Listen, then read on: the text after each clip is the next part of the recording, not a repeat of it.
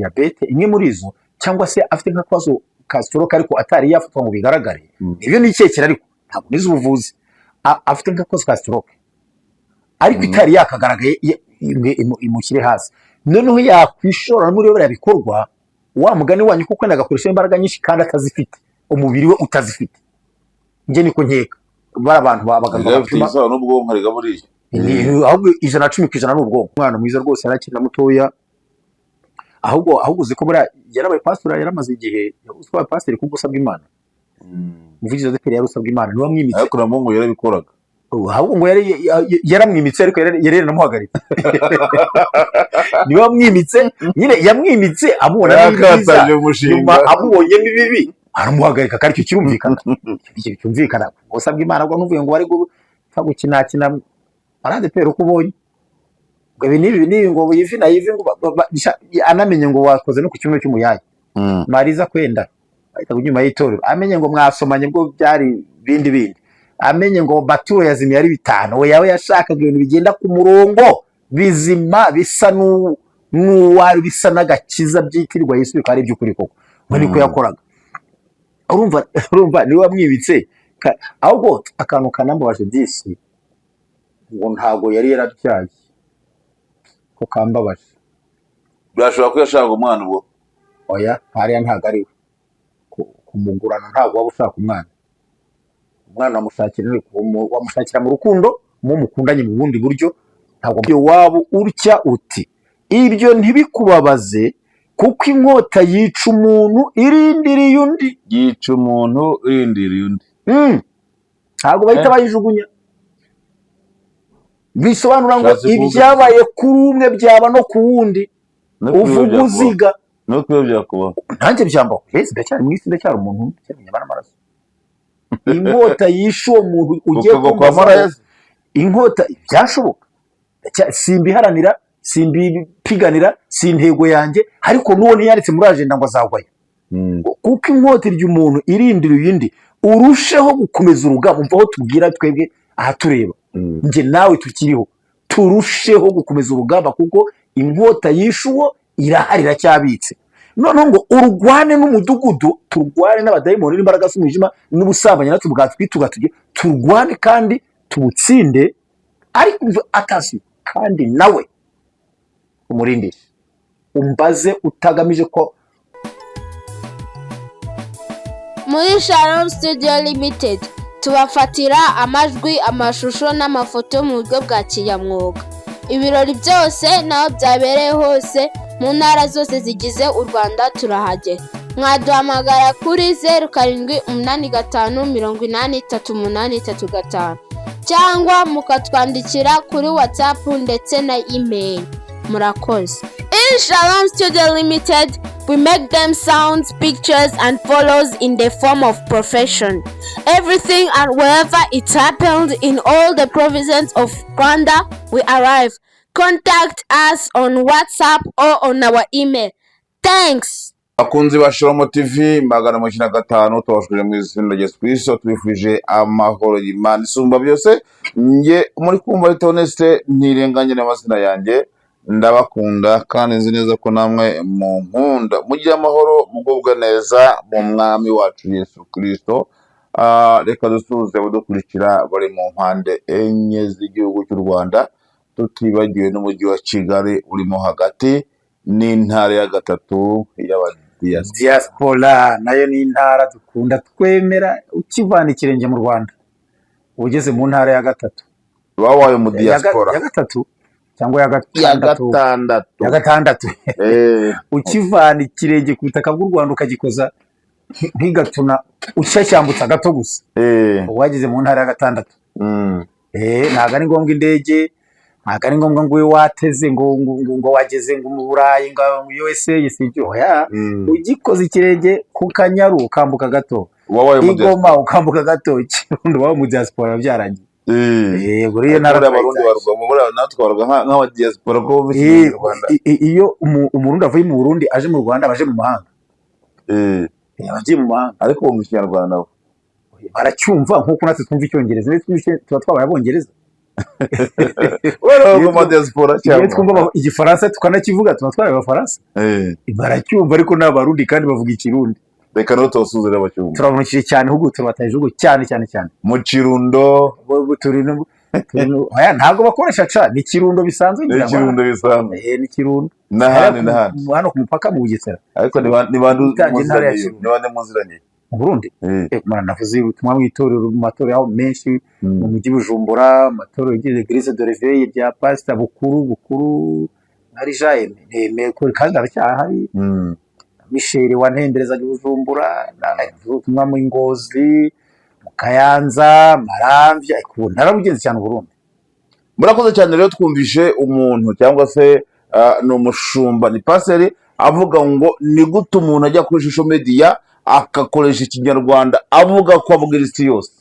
Bivuga wiki twanze gutinda mu ndamutso nk'uko tubigenza abakunzi bacu ngo twadutinda mu ndamutso tukazenguruka ariko tugarukira afanga nanjye wigisha mu naryumvise ariko uriringanize uri kumbaza ibyo uriringanize n'iryo nakwibwiriye jewe ry'umuntu uvuga ko afite ubutumwa bw'isi yose niko vuga kabuzana kuri bw'u Rwanda kabuzana kuri YouTube nabyo biringanize ko ari birenda gusa nyine ni gute uvuga ngo uri kuvugana n'isi kandi abashinwa batari kukumva, Korea batari kukumva, utazi ikirusiya, ntuzi ikipolitiki, ntuzi icyarabu, gusa uvugana n'isi gute?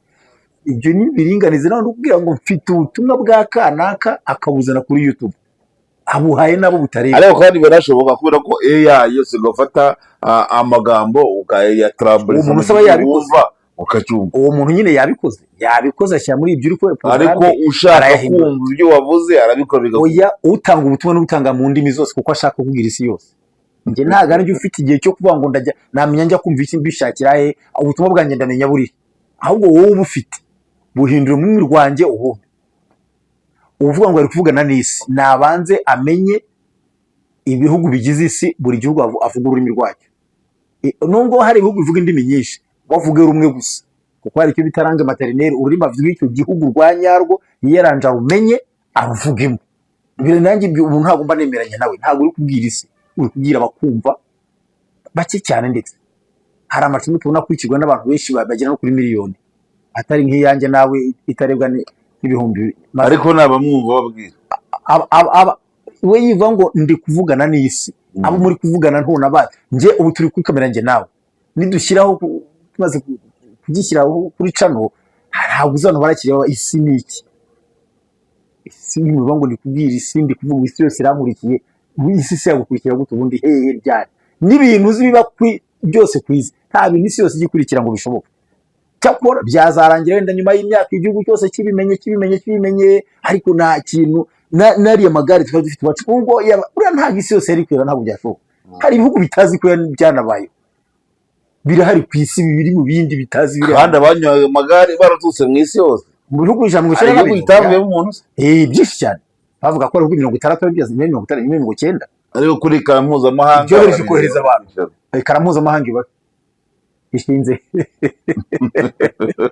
ekara y'isi ibagana ariko ni ukuvuga ngo byatambutse kuza mpuzamahanga byaratambutse n'ibintu mpuzamahanga bigaragaje kandi n'abataraje ubushake bwa live kuba barabiraga live kuba isi yose yarabimenye ibyo birashoboka nka 90% kuko ikintu BBC itangaje ikintu VOA itangaje ikintu za y'abanyamakuru byandika bikomeye Le Monde byo isi kwa yarabimenye byo ndabyemera ariko kuba yarabirebaga live n'igikombe cy'isi ntabwo isi yose igikirira live kira cy'umupira kandi cyo cyane cyane cyo gikomeye ntabwo ibihugu byose byabiri kubireba hari n'ababa batabizi ibyo biri ku hari uduhugu twaba tutagira n'imikino tutagira n'iki ariko kimwe cyo ni ako karo twari tuvuze nyine ko umuntu wavuze iryo jambo nuriya wakoza nariza avuga ati ntabwo ari byo ntajye ndemera ko atari ntabwo ngo kubwira isi yose ntabwo isi yose iri kukumva keretse uvuze indimi zayo banzo wenda basi suhuza abantu mu ndimi ubwo n'indimi 194 indimi 190 kuko isi ndakeka ko ari 192 ariko cyo kugenda indimi zigize muri 5 oya akajya avuga rumwe nka Kongo igira indimi zirenze 200 DRC igira indimi zirenze 200 noneho avuge mu rurimi rumwe ntacyo. Uzi ukoze indamutso muri buri gihugu. Mu Rwanda kuvuga uti mwiriwe, sibyo? Ubwo no mu Burundi bavuga uti mwiriwe kuko birenda gusa. Wenda ukavuga uti kavuye mu Baganda uti kare basebo, ukajya Tanzania uti ya mujambo, na Kongo n'igiswahili wakivuga. Ubwo 194 ushobora gukoresha iminota 194, ariko umunota ni muremure ntiwaba ukivuga. Ariko uko byagenda kose isaha yagerayo uri gukoresha indamutso, kuko hari n'ibihugu bigira indamutso ndende noneho. Ariko byashyize mu ntuza indamutso gusa. Ese ibihugu bikoresha icyongereza bingana iki? Oya, mu Rwanda tunu bikoresha icyongereza, natwe turimo. Ariko hari indimi zidomina. Oya, icyongereza ntabwo ururimi igihugu gikoresha icyongereza ntabwo gikora ko bafite ururimi. Twebwe ntabwo icyongereza ntabwo ari langue maternelle, ntabwo ari ururimi tuvukiramo. Oya, n'Abagande siko bavukira. Hari Uruganda, Abarundi ni pays francophone, ni igihugu cy'igifaransa, ariko ntabwo bavukiye mu gifaransa.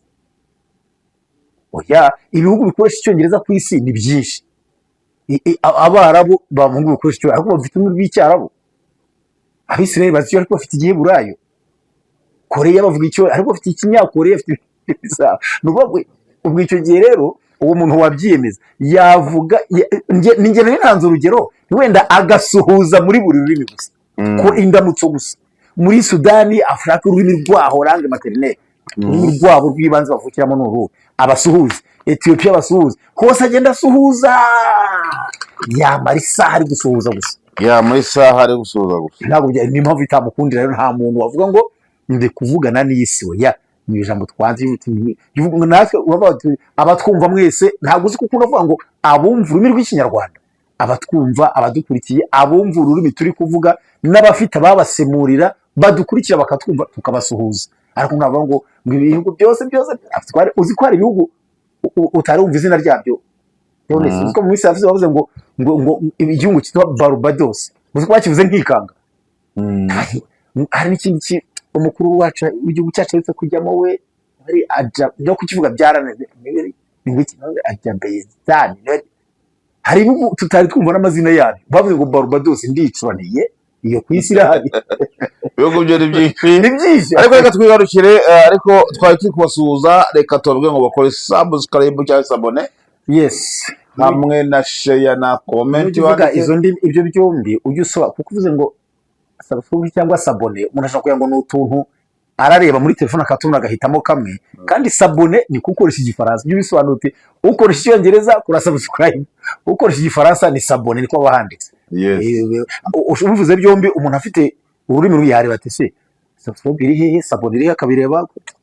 Byiza, ariko nabwo nta kibazo barabira. Komeza ibigo byose urangiza. Oya, nabirangije. Ukoresha icyongereza dukorere subscribe, ukoresha igifaransa dukorere sabone. Ni gukora kuri ako kantu byanditseho nyine, ni ukudutera inkunga. Nge bivuga neza, baravuga ngo kugira ngo ibiganiro dukora bite bikugeraho. Ibyo nibyo koko bikugeraho mbere, ariko unadutera inkunga. Iyo wandika comment ukatwandikira ukatuvugisha, iyo ukora ku kamenyetso kameze gutya ku gikumwe ugakoraho, kandi ni rimwe gusa, ukafata ikiganiro ukacyohereza abandi bagenzi bawe, bita share, kubisharinga, kubyohereza abandi, ubutera inkunga cano. N'ubitegerezo uraza gusanga abantu bacu batangewe nibaragera ku gihumbi, kandi ubikoze bazagerayo bakanarenga. Mukanabireba amasaha menshi, udufashe kugira watch time, natwe ibi byatugira umumaro. Urakoze cyane. Imana y'umugisha. Reka twinjiye muri biravugwa. Nyamara ngo ni biravugwa, ariko kandi uko mpanagiza kuri teri, ariko birimo biravugwa ko abapasiteri benshi basigaye bagwa kwa maraya. Oya, kandi za mvugo zawe nanga mu abenshi so umaze kumenya igihumbi. Oya, baremuka kwa Samusoni cyangwa tubwira abantu bacu ko amakuru tutayarema, tutayahimba, turaganira kuba bihari, twabonye, twumvise. Bose niba bagwa kwa maraya, abavuga butumwa bazuyagenda gute? Samusoni ntabwo yahaguye. Samusoni zagenda gute? Samusoni muvuze he? Samusoni ntabwo yahaguye. Nabwo kwa maraya. Oya. Yafatiwe. Afatwa nande? Gufatwa no kugwa biratandukanye. Ariko ntabwo yahaguye muvandi, hindura ijambo. Samusoni yaguyeyo, yagiye gusambana kwa Delila, ibyo ni byo rwose, barabyemera. Ariko ntiyahapfiriye, yapfiriye abo Imana imaze kumugarukaho. Ahubwo yapfuye akijyayo. Samusoni agitera inzu ijya kwa maraya, byitwa kuvangirwa, byitwa uburwayi. Ahubwo ikibitangaza, Samusoni yapfiriye aho Imana yamaze kumugarukaho. ibirenge byigiza kwa Murabura byagiye Byari kugira yose aziritse ko yaraboshye iminyururu amaguru n'amaboko atanareba. aho kumeze nk'urujya kwa Mayana Nahagana he ubundi ni hehe ubuzima busanzwe ni ubuzu bw'ubushamurete umubyeyi yabameze ati aha no kuherukayo n'ubuzura aho n'inzira z'uko zaziteye komeza uriya nisomera abantu ijambo ryo ngenda umwigisha ariko ngo Mugesera bita ngo ni indangamirwa harya ede ninde ubita mu Bugesera aho ngaho ngo yapfiriye yaguye ntabyo ivuga uretse ibyambi indangamirwa bita indangamirwa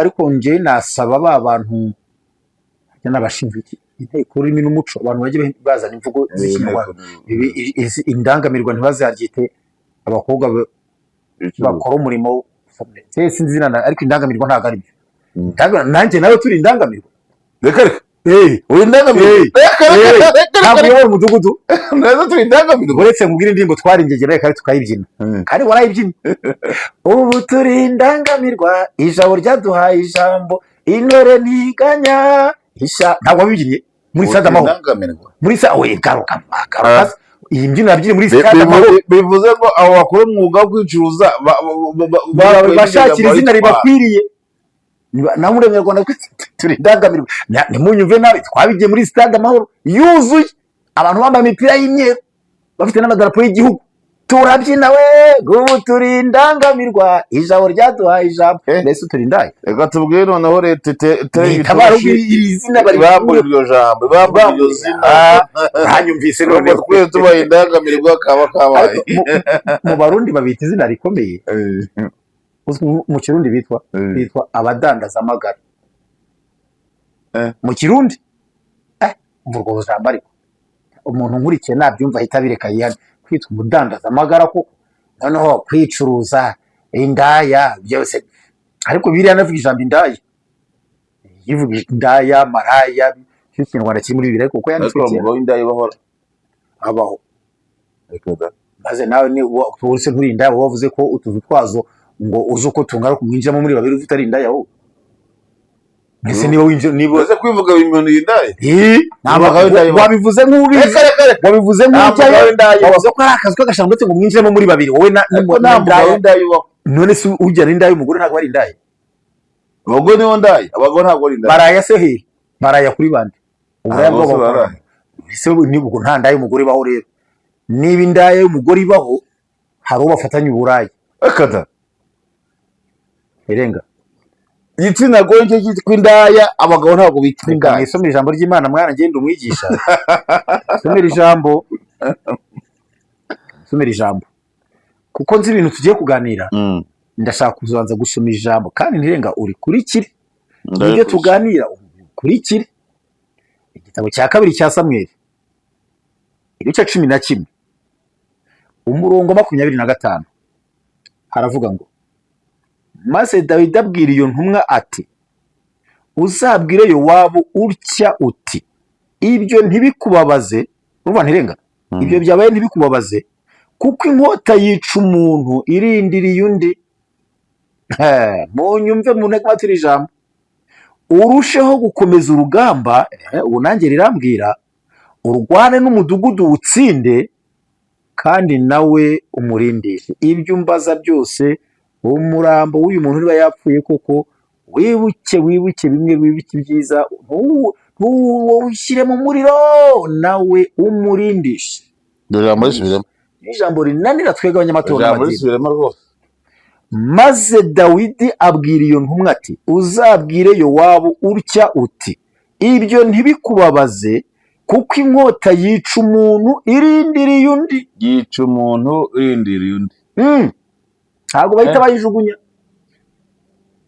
bisobanura ngo ibyabaye kuri umwe byaba no ku wundi uvuga uziga nanjye byambaho ndacyari mu isi ndacyari umuntu cyamenyama n'amaraso inkota yishe uwo muntu ugiye kumva inkota byashoboka simbiharanira simbipiganira si intego yanjye ariko n'uwo ntiyanditse muri agenda ngo azagwayo kuko inkota irya umuntu irindiriye indi urusheho gukomeza urugamba umva aho tubwira twebwe aha tureba njye nawe tukiriho turusheho gukomeza urugamba kuko inkota yishe uwo irahari iracyabitse.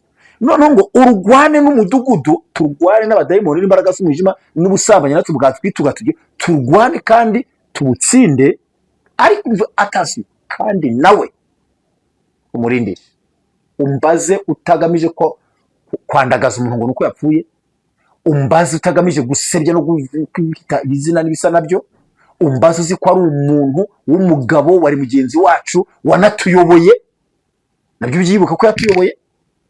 Tuganire si impamvu tubivuga cyangwa shyigikiye ibyaha. Hari n'arambwira ati umuntu ntashyigikira uwo byabayeho ntakiriho, ariko uwo nawe umurindishe. Iri jambo urarizi umwigisha, ni iretire Dawidi yanditse. Dawidi yanditse amaretire abiri cyangwa yatanze ubutumwa bubiri. Hari ubwo yihereye nyakwigendera ubwe amuha urwandiko ati shyira Yowabu.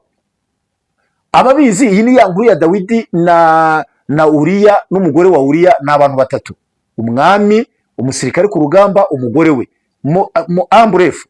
Nyuma yo gusambanya umugore akamenya ko atwite, agatumaho umugabo kongana n'umugore we, inda yitirirwa umugabo, akabona biranze umugabo ntarayeyo, yanditse urwandiko aruha Uriya ngo shyira Yowabu. Amwandikiye ngo Uriya kikugeraho umushyira ahantu n'urugamba rukaze, noneho mu muhane. Guhana umuntu byinshi mu Kinyarwanda ni ukumutererana, ni ukutamuba hafi mu byago yagize. Ubu mfite ubukwe nimutamba hafi muba muri kumpana.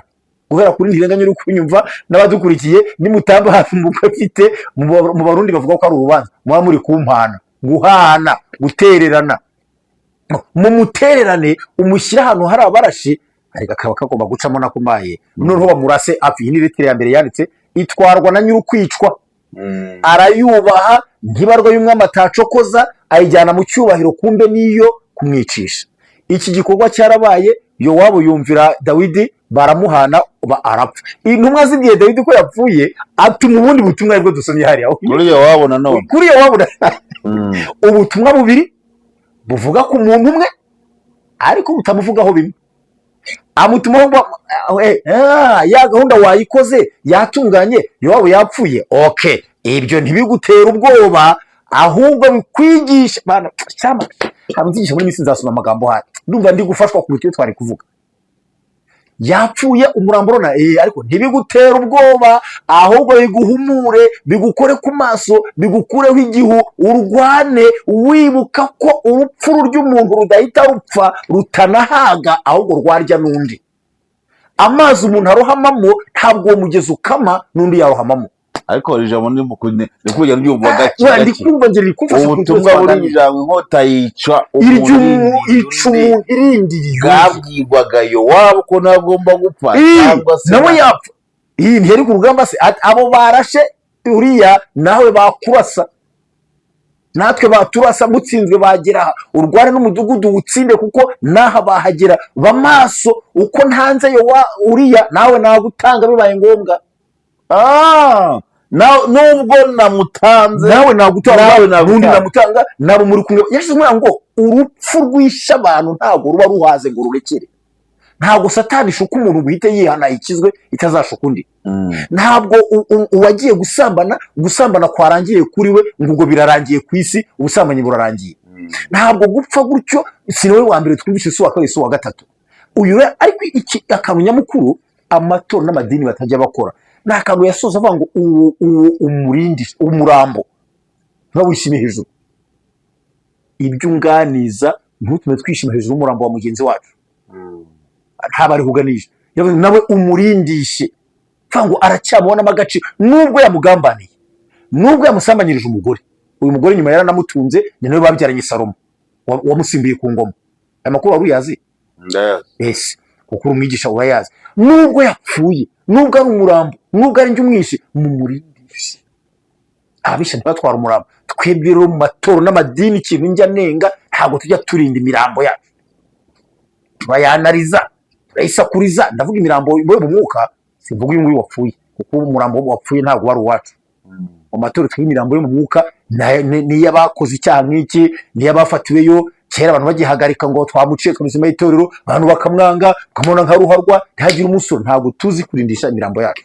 Imana ibabara abanyamadini n'amatorero, abapasiteri n'abashumba mufata pasi mugenzi wanyu mukamwandagaza ngo yibye bitanu, ngo yibye amaturo. Ibi bintu ntabwo muzi kurinda, ariko yaratumye ngo mumurindishe. Umudiyakoni ngo yasambanye no kwa naka, nibyo bayasambye kandi n'icyaha akwiye guhanwa n'itorero, ariko hakwiye kubaho icyubahiro cy'umuntu wagiriye akamaro itorero. Uzifata umushumba wayoboye paruwasi, ntabwo bivugwa n'abashumba, bivugwa n'abantu runaka. babikuye he se barunaka babikura? Uzi ko hari amadini, reka nkubwire nawe kandi icyo ugiye uvuga uracyemera, hari amadini njye nawe turinze tungana gutya tutari twumvamo ikintu. Ni abamarayika basengeramo? Subiza wa cyangwa yego. Amadini kandi arahari, tutari twumvamo induru, tutari twumvamo ngo bibye amaturo, ntayo biba. Hari amadini tutari twumva ngo basambanye, ntabwo basambana, n'abamarayika bagize mu matorero n'amadini. Ntitwari twumva ngo barwanye, ntabwo barwana. Bafite uko barinda imirambo ya murambo bakawurinda. Ariko bitwobora kuri bazo kuvuga. Ni ukuvuga nyine akantu kabe kanaka bamuhagaritse telefone gacicikana. Uyu muntu amakuru uzahe n'umuntu wahagaze batenze bamuza azavuga ati baramvuze ndago. Ntawe uzavuga icyo iyo yari umuririmbyi, azavuga ko bamuvuze. Iyo yamuririmbye nta muyobozi wakora umusura, nta muririmbyi ugira kumuvuga mbese ugira ngo yabaye yagiye mu kato, kandi ni umuntu wacu. Dawidi ribanga yararize yavuga ku murambo wapfuye warangiye ati umurindishe, kuko inkota yica umuntu irindiriye undi. Sinshyigikiye ibyaha, simbishyigikira, simbikwiganira, simbimaranira, simbikunda, ariko turacyari ku isi, turacyambaye inyama n'amaraso. Nanjye nawe tukuze wenda uracyari muto, ariko n'ushaje n'umeze gute haracyari ku isi. Ahubwo katuve mu bandi, wowe iyo abantu batenze urabasura? Njye ndagerageza, njya no kumubwira ngo uracyari umugenzi ujya mu ijuru, njye ndabikora. Uzaza hano dusengane iwacu, bazavuga iki kintu abenshi bakinze. Ndamusura nkanamuganiza mubwira ngo humura, kujya mu ijuru biracyashoboka, kandi koko biba bigishoboka. Nabibanga kwakira nk'umuntu wenda wari mu nshingano, ndasaba ngo imyubakire y'amatorero. Uyu muntu rero wenda kumbazaho, uyu mupastori ntashaka nuko rwose umutindaho ngo duse n'umusesereza bagira gute. Wambwiye ngo maze kuvugana kuri telefone ngo bamutwaye ngo acyambaye ngo nakagakoresha. Ya n'ubu maze kuvugana kuri telefone yirwana gora ndetse ko montera bo mu birori ryana yirwanaga. Ntago ndi umuvugizi we.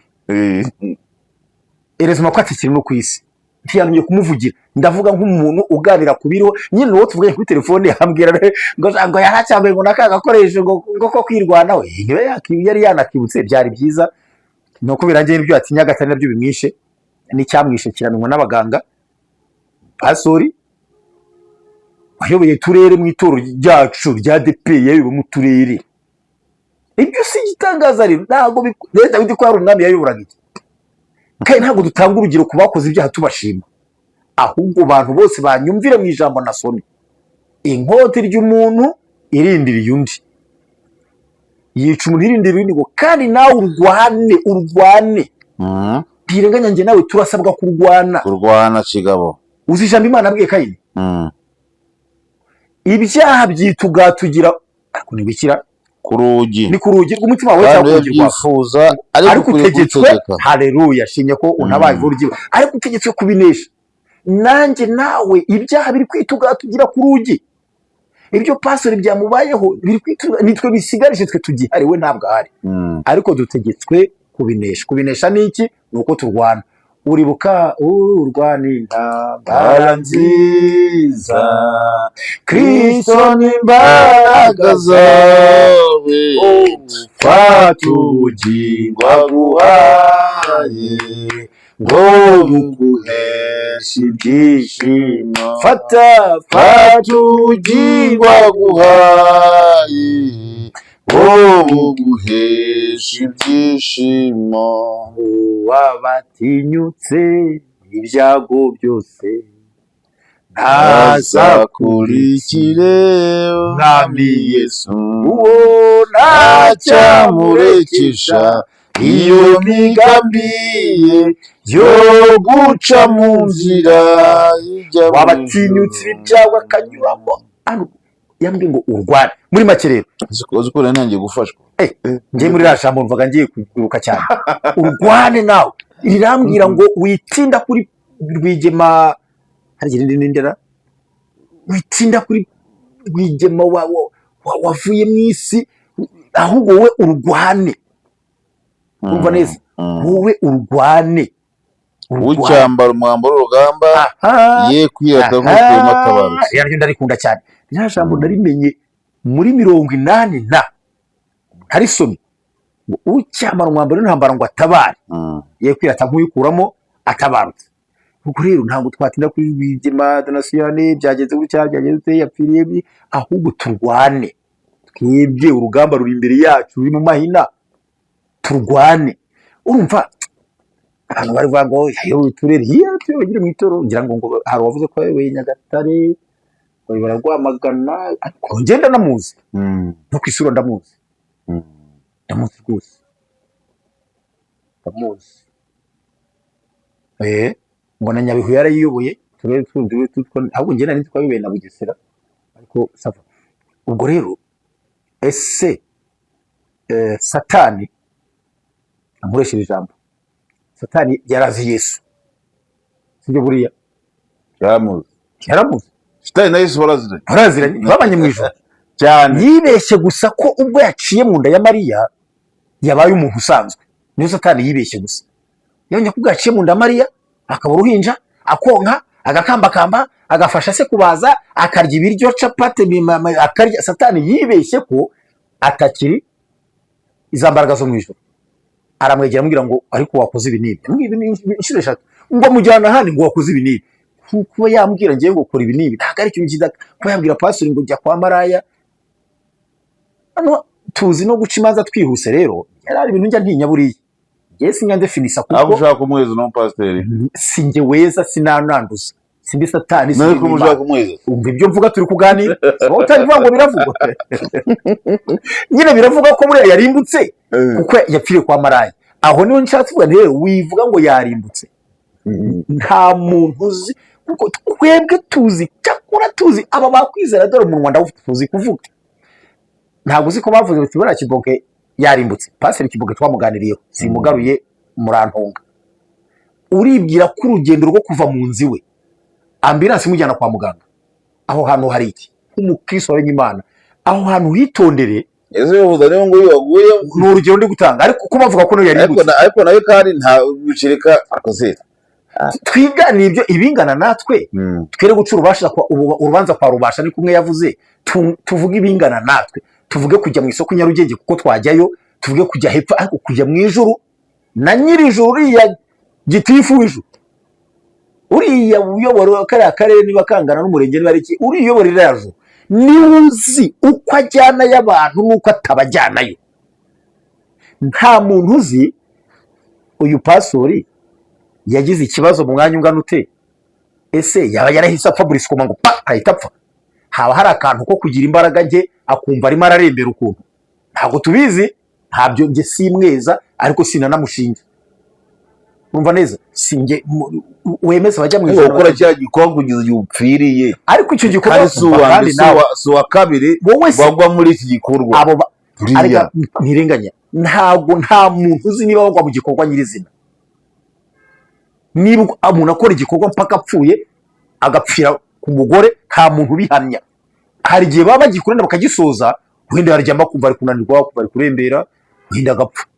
Kije na muri misere USA ndabatahije, yaba ari kukireba rwose nderenganya ari kuvuga ngo umuntu uzikoresha ahubwo akagira amahirwe ntabwo mwemeze ariko ntirenga. Ariko ubwire rero, ntabwo njyewe nemera ko bicwa n'imbaraga bakoresheje. Ahubwo renze ko bagabo igitsina gore cyo gipfa maze kwica bangaye, so wakwica n'ibyo biro byitambwe ntabwo bavuze nta mugoro. Ariko wari singakuri iki kintu njyewe ahubwo nkeka ko aba bantu bafite izindi ndwara mu mubiri, umuvuduko, diabete, imwe muri izo, cyangwa se afite nk'akabazo ka stroke ariko atari yafatwa ngo bigaragare. Ibyo ni icyekera, ariko ntabwo nizi ubuvuzi. Afite nk'akabazo ka stroke ariko itari yakagaragaye, imushyire hasi, noneho yakwishora muri biriya bikorwa, wa mugani wanyu kuko wenda agakoresha imbaraga nyinshi kandi atazifite, umubiri we utazifite. Njye niko nkeka bari abantu babaganga bapima n'ubwonko hari gaburiye, ahubwo 110% n'ubwonko. Umubiri wa nibiriya se, umubiri wacu wose ntumuna kugira ibiguzi ibi n'ubwonko. Akantu ko mu bwonko kabikoresha kakomande gapfuye, kagapfa zimeze gutya zaguma gutya, gapfuye zimeze gutya zaguma gutya, akantu gatuma duhumbya gapfuye ukanuye waguma ukanuye gutya. Umubiri wacu wose ni ubwonko, telekomande zirimo zituruka zijya gukoresha, guhina, kwitsamura, kuvuga, ni ubwonko, ni ubwonko wirirwa ubaza nta kindi. Noneho njye mbona bafite nk'umunaniro wundi cyangwa stroke nk'uko navuze, noneho bakaza ntabwo ahubwo hari uwo bavuze we ariko ni mu kare, ahubwo hari undi bari bavuze we basanze ubwo amaritse mu mugozi muri rogi, ahubwo abyumvise ariko ni yewe mu Rwanda hano we bamusanze amaritse mu mugozi muri rogi urumva, kandi ntibari banamwanditse imyirondoro ku buryo batamenye n'uwo ari ngo araturuka he n'uwa hehe. Ibyo rero ababi bikorwa rero njye ntabwo mvuga ko ari imbaraga ngo bemeze bagaragaza bemeze umuntu muri kumwe n'uwo mwavuganye n'uwo mukundanye n'uwo muraranye wishyuye cyangwa ntiwishyuye n'urukundo mbese n'icyo umwereka wemeza kindi nyine kugira mwemeze. Ubwo niwe wakwiyemeza ngo wumve ko wakozeho bwari wenda uramwemeza sute kumwemeza, ahubwo niwe waba ushaka kwiyemeza haro.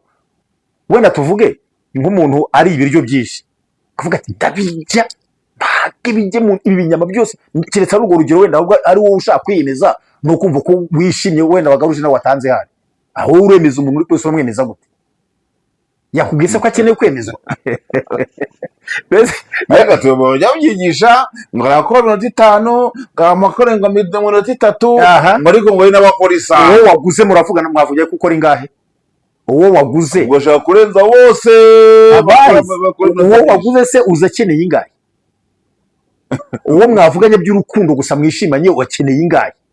Keretse hari uwabwiye undi ngo uramenye nkujya hasi y'umwanya n'uyu, noneho ukihanyagura ngo ugereho udafite izo mbaraga wenda hari ubwo ngubu. Ariko kirane uyu mugabo rero bavuga ko yaratuye mu karere ka Bugesera mu murenge wa Nyamata mu kagari ka Kanazi mu mudugudu wa Musagara, bazina nizeye kuyavuga, kandi n'umuntu hano urashishitse ko yizeye bya Bibiliya ku Gisenyi, kandi rwose numvise ko mu makuru nagiye ntara ko yiga ku Gisenyi ari n'umwana mwiza rwose arakina mutoya, ahubwo uzi ko buriya yarabaye pastor, yaramaze igihe usaba pastor ku gusabwa Imana, umuvugizi wa DPR yarusabwa Imana niwe amwimitse, ariko namungu yarabikoraga, ahubwo ngo yaramwimitse ariko yari namuhagarika niwe amwimitse, nyine yamwimitse amubona neza, nyuma amubonye bibi aramuhagarika, kandi icyo kirumvikana usabwa Imana ngo ntuvuye ngo bari gukina ADPR uko ubonye ngo ibi ngo yivi na yivi ngo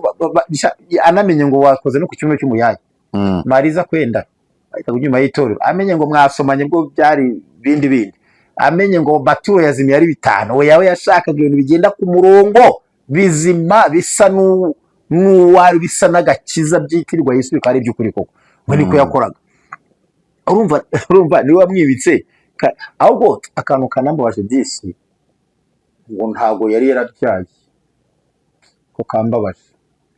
Birashobora ko yashaka umwana ubwo, oya hariya ntago ari kumugurana, ntago waba ushaka umwana wamushakira mu rukundo mu mukundanye mu bundi buryo, ntabwo wamushakira kumugurana. Ahubwo numvise ngo yari yanadivurushije n'umudamu we, byumvikana ko yabaga wenyine, wasanga arafite undi we, niba wasanga nk'uko uvuze nyine wasanga ntiwasanga. Ababizi rero bayitubwiye muri comment batubwira imbara afite n'umugore cyangwa se imbara yadefrojeje akaguma wenyine ko nta mwana yagiraga, ubwo ababizi neza baduha amakuru y'imvaho. Jewe rero icyo nasomye nari amagambo nagira ngo iriya jambo bura narisomeye abandi bapastori bose, narisomeye uwitwa umugabo wese kandi ngo barashambanaga ukora ikiganiro kuri iyi nkuru ari umugabo azirikana aya magambo, uyikora ariko uzirikana aya magambo, ubivuga, ubitangaza, ubiririmba, ubihimba, ubisigiriza, ubyita andi mazina, wibuke amagambo kandi nsoze nyasubiramo. Twashaka ikintu kitamara umwanya munini, reka nsoze nyasubiramo wenda abantu bayibagiye. Yasubiremo kabisa dusoze no tunasenga nyasubiremo nongere nibutse muri uku gusoza.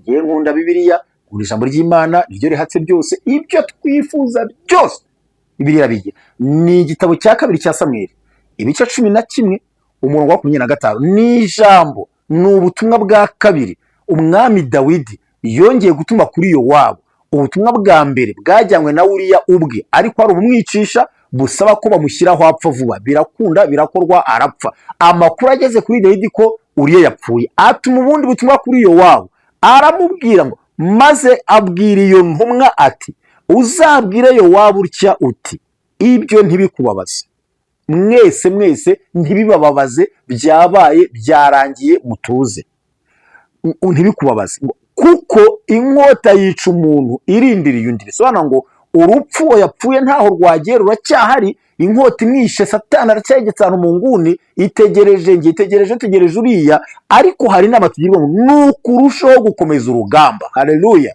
dukomeze urugamba, Imana idufashe dutsinde urugamba. Ngo urwane n'umudugudu uwutsinde, urwo rugamba uri kurwana ndutsinde. Mana imbaraga ndutsinde rw'uyu mubiri, uyu mudugudu w'umubiri, uyu mudugudu w'irari, uyu mudugudu wawe, uyu mudugudu tuzenge watuma wiba, uyu mudugudu w'inda, uyu mudugudu tuwutsinde kandi nawe umurindishe. Ngo twere kumvuga ibibi gusa, tumwazengere tuvuga ibibi yanapfuye, oya, ahubwo turinda ku gaciro, turi nicyo cyubahiro cy'umugabo mugenzi wacu wawe n'ingorane, we n'akaga gapfira aho hantu. Niko kurinda umuntu, murekera icyubahiro yari afite nubwo ari umurambo, nubwo byarangiye uwurindishe.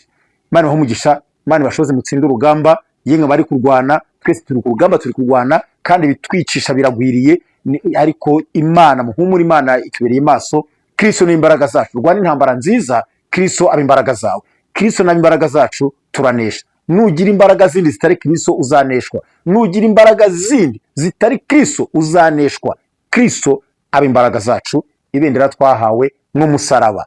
Dusenge. Mana Data twese uri mu ijuru, ndagushimye, niwe ugira icyo ukora, niwe ukirema ukagikomeza. Sengeye abantu bose bumviye iki kiganiro bataracyumva no kitazageraho, bose ubashoze kurwana urugamba kandi batsinde. Ibyaha byitugwa tugira ku nzugi zacu, ari twe bishaka, ariko dutegetswe kubinesha, kandi kunesha ni ukwa Yesu. Imbaraga za Kristo zineshereze muri twe, niwe unesha bikemera. Yanesheje Satani ubwo amubwira ngo gakora ibyo akora byose, ariko aramunesha. Natwe naneshereze muri twe, uyu mubiri ntiwanesha ngo bikunde, ariko imbaraga za Kristo zatuma tunesha. Duhe kunesha rero nk'uko wanesheje. Herekeza iri jambo ry'imwe mu mitima baryumva, iri jambo rigira imbaraga, rigira ubutware, rigira icyo rihindura. Umuryango wo wagiye ubashoze gukomera, ko barahari bene wabo, ubashoze gukomera kandi barinde kuremereza ibitaremereye, kuko wagiye aba yagiye, niwe uzi uko yagiye, niwe uzi inzira ze, byose mu biganza byawe.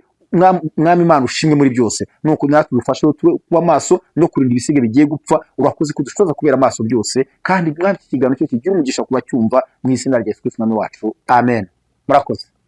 Imana iguhe umugisha. Reka tuvuge ngo amahoro y'Imana kuze kwa namwe. Ushaka kutwandikira, kutuvugisha, cyangwa se no kuba wanda ibitekerezo, telefone zacu ziri kuri screen yawe. Imana iguhe umugisha.